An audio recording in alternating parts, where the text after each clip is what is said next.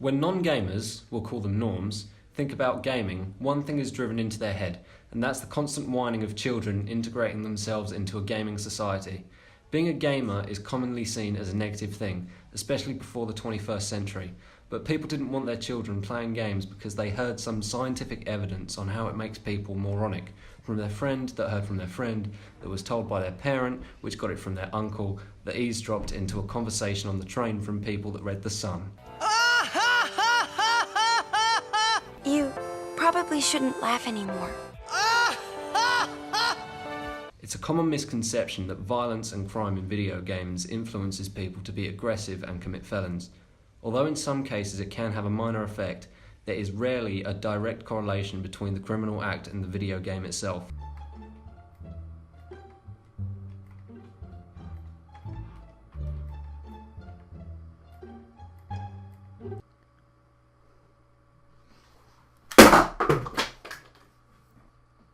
One example of the correlation between gaming and serious crime is the Noah Crooks case. In this case, a boy aged 13 admitted to killing his mother after attempting to rape her. He told police that he had been getting bad grades in school, and as a result his mother confiscated his Call of Duty. Because of this, he then tried to sexually assault his mother, but after failing, shot her with his .22 caliber Ruger.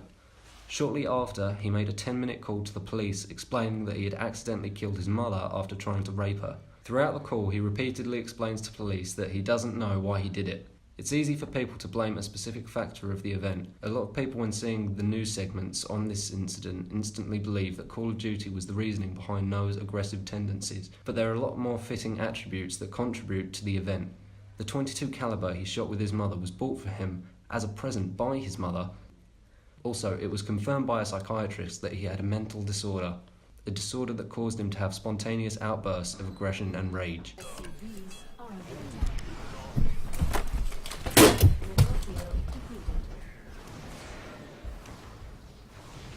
But ignoring all those factors, Call of Duty is an 18-rated game.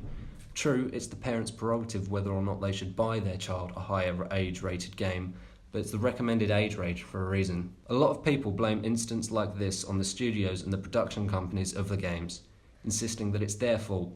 They know that kids play their games, but they persistently put gore, blood, violence, sex and drugs, and whatever other obscene thing they can think of into their game. The thing that these people miss is that it isn't their choice to have kids play their games. They put every warning possible on the case that it comes in. The responsibility of the child is on the parents, not the development studio.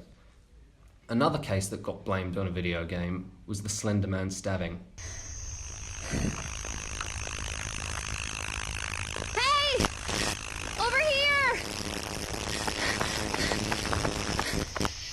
This was where two 12-year-old girls lured their friend into the woods to sacrifice her in the name of Slender Man. The girls believed in the Slender Man and wanted to become proxies for his cause. To do this, they had to sacrifice a child to the fictional character. It was so simple for everyone to blame a lot of this incident on the Slender Man game itself, but in reality, it had nothing to do with the game at all.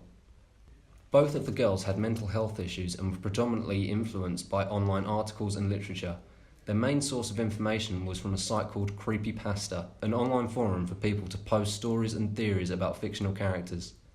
The girls got all their information from the site, collecting a large amount of fiction about the Slender Man that they believed to be true, including the idea that he had proxies that aided him in finding and slaughtering victims.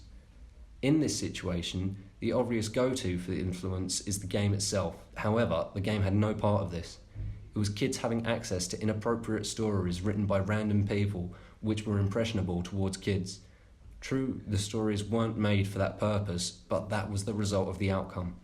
You can't hold any one particular factor responsible, but in this scenario, it did impact children's behaviour immensely. Gamers of all ages abuse the age restrictions on games. Children play the games and adults provide them with the games. People don't completely comprehend that the ratings for games are there as a suggestion to parents, not as a guideline. The norms are trying to oppress gamers by sticking to these age ranges because they don't understand gaming. Adult-rated games have many inappropriate content in. The things that young people learn from them are far greater than the gore and violence. True, there should be a cap for the age you should legally be allowed to play adult-rated games, but it shouldn't be 18. Kids can be a lot more mature than people give them credit for.